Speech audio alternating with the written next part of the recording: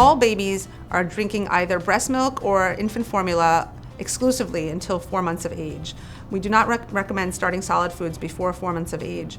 Ideally, a breastfed infant will not start solid foods until 6 months of age. Some formula-fed babies do start cereals at 4 months of age. We recommend starting with a rice cereal and then trying an oatmeal cereal, and then a baby can progress to fruits and vegetables. There's not many do's and don'ts. Babies can have most fruits and vegetables. At 6 months, infants who are breastfed usually start eating solids, so their solid schedule is a little bit delayed compared to a formula-fed baby, but they're doing the same pattern. We recommend fruits and vegetables, stage 1s, that are blended. If you make it at home, it has to be very soupy and blended. At 6 months of age, babies can also do blended meats, depending on the parents, so you can do beef, chicken, turkey, veal, lamb. Those are all very hypoallergenic foods, as long as they're blended and mashed for the baby. We do not recommend giving fish to babies at this age because there can be bones in the fish, and also fish is a more allergic food.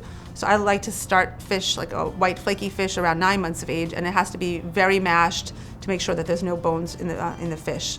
Babies cannot have honey until age 1, and babies cannot have any kind of peanut or choking nut until age 3 because they can swallow it whole and aspirate it into their lung.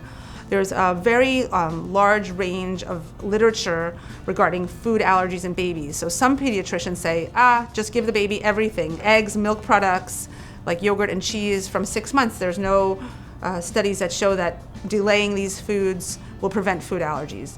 And some pediatricians still like to stage the introduction of more allergic foods, like to wait with yogurts and cheeses till 8 and 9 months of age and start eggs after 9 months of age. Some pediatricians recommend separating and giving the egg yolk first at 9 months, and then a week later try the egg white. And once you know your baby's not allergic to the egg white and the egg yolk, then you can give the whole egg altogether. Some pediatricians don't like to introduce peanut or nut flavor until after 1 or 2 years. I personally, if you don't have a family history of food allergies, I don't mind starting nut flavoring before 1 year of age, as long as there's no nuts in the food.